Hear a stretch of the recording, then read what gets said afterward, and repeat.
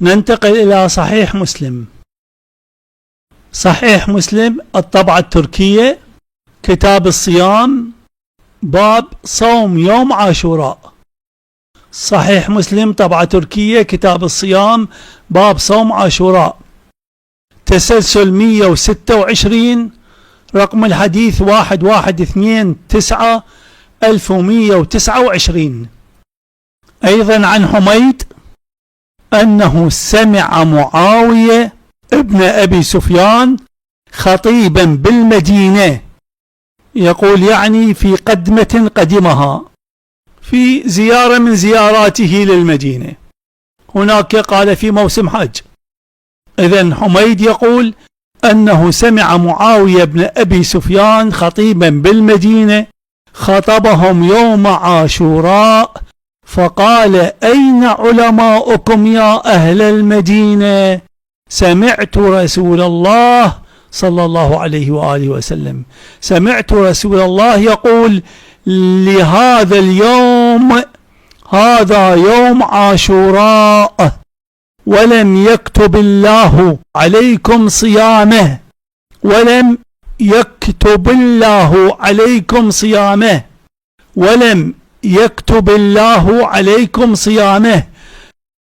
يقول لهذا اليوم، هذا يوم عاشوراء ولم يكتب الله عليكم صيامه، وأنا صائم، فمن أحب منكم أن يصوم فليصم، ومن أحب أن يفطر فليفطر. نفس الكلام، نفس التعليق الذي ذكرناه قبل قليل يجري هنا، ونفس الحديث نفس التسلسل 126 تحت نفس الرقم 1129 اختلاف في السند. هنا عندنا ابن وهب، هنا ذكر عبد الله بن وهب، عن يونس هناك، وهنا عن مالك، وقبل مالك عندنا ابن شهاب، وهناك أيضا قبل يونس عندنا ابن شهاب. يقول بهذا الإسناد بمثله، بنفس الحديث الذي ذكرناه. حميد يقول أنه سمع معاوية خطيبا بالمدينة يوم عاشوراء فقال: أين علماؤكم يا أهل المدينة؟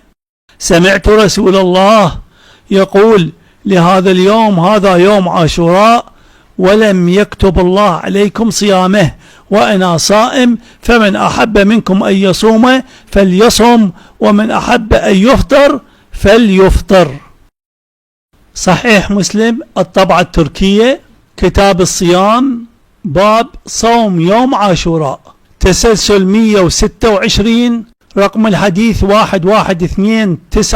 1129. النقطة الثانية: نبي الجماعة يشرعن الصوم من طقوس الجاهلية. إذن عندنا عاشوراء، وبدأ معاوية بالتشريع، وبعد هذا تأتي الأقلام المأجورة ومشايخ الضلالة تؤمن التشريع الأموي الذي جاء به معاوية. نبي الجماعة يشرعن الصوم من طقوس الجاهلية. في صحيح البخاري تحقيق البغاء، كتاب التفسير، في تفسير سورة البقرة، رقم الحديث 4231. إذن صحيح البخاري كتاب التفسير، سورة البقرة، باب يا أيها الذين آمنوا كتب عليكم الصيام إلى آخر الآية، رقم الحديث 4231 في صحيح البخاري. إذن هذا الحديث 4231 في الجزء الرابع صفحة 1637، الرقم 4231 في كتاب التفسير سورة البقرة، باب يا أيها الذين آمنوا كتب عليكم الصيام إلى آخره. يقول في الحديث 4231: عن ابن عمر رضي الله عنهما عن ابن عمر قال: كان عاشوراء يصومه أهل الجاهلية. كان عاشوراء يصومه أهل الجاهلية، يصومه معاوية، يصومه أبو سفيان، يصومه أهل الجاهلية، يصومه الطلقاء، يصومه أهل الجاهلية، يصومه الكفار كفار الجاهلية، يصومه مشركو الجاهلية، يصومه معاوية وآل معاوية، يصومه أهل الجاهلية.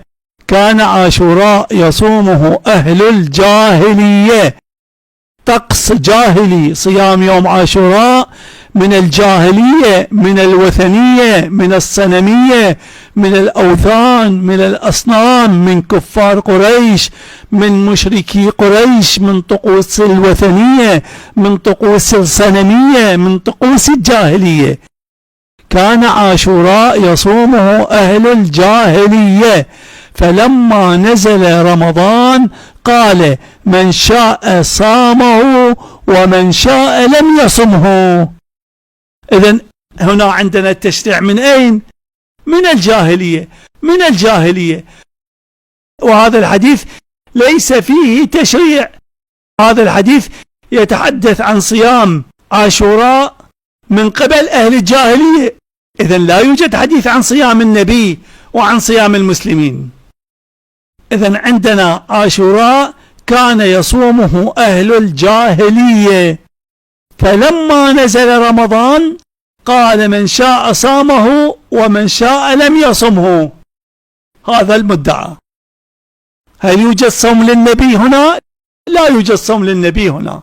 هل قلد النبي أهل الجاهلية في الصيام؟ لا يوجد شيء هنا.